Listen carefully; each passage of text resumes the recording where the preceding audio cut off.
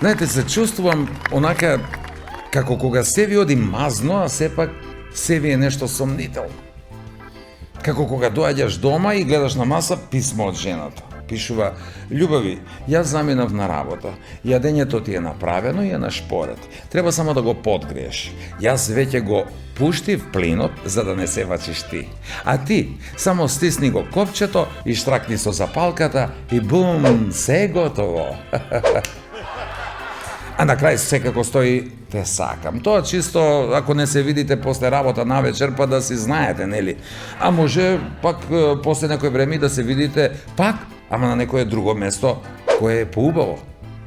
Само мајката како ќе знаете кога таа ќе дојде таму? Друго скоро се може да знаете, ама тоа не го знае. Не, нешто знаете, ама тоа не знаете. Еве, како знаевте дека кучето ќе ве нападне? Многу лесно. Многу лесно го имаше оној поглед во очите како жена ми савајле пред да ми се скара. Чудно е што се може да знаете, а сепак ништо да не знаете. Еве, например, јас, замислете, јас не знаев дека толку време ќе носиме маски. Камо да знае дека толку многу ќе ги носиме маските, па јас немаше воопшто да се мачам и да ставам порцелански заби. Што ќе ти се нови заби, а? За кратко. Додека ги свикнеш, може да заминеш. И тоа доаѓа како порака од жената, ама не напишана. Овој пат ти ја пренесува директно во лице и на некој начин ти покажува заби. Или што ќе ти се нови заби, со кучиња да не се давиш, а? Ти па колку пари даде за новите заби и сега ќе треба да се смееш нон-стоп до крајот на животот. И тебе ти си иде веднаш да ја задавиш, не, ама си викаш: "Чекај бе, човек, полека, ќе треба да легаш ко за човек." Како кога некој е во домашен притвор, па од мајка што да прави, зема па нешто работи по двори, помалку нормално влегува и во комшинскиот.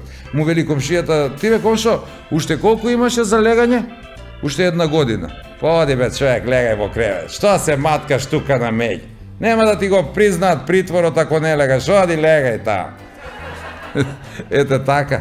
Чудно, ама домашниот притвор излезе повеќе зезнат отколку затворскиот, бидејќи нема одмор и боледување. А ние пак воедно сме прва држава во која притвореник доби притвор за совраќајка. И ако ветуваа дека нешто ќе сторат по тоа прашање и дека никој нема неказниво веќе да се извлече од нешто, сепак остана само на ветување. Исто како бабата која била се уште невина на 100 години. Од само една причина – од ветување. Затоа што дедото неизин во негово време, кога нешто и можел, ама само ветувал, део она ќе направи, део ова ќе направи, и на крај нормално ништо од ветеното не остварил, затоа што бил политичар. Па после во нивно време демек не смееле ништо пред брак. Па не само дека не смееле, тие не ни можеле затоа што се венчавале на 14 години. Во наше време е подруго. Денес се смее.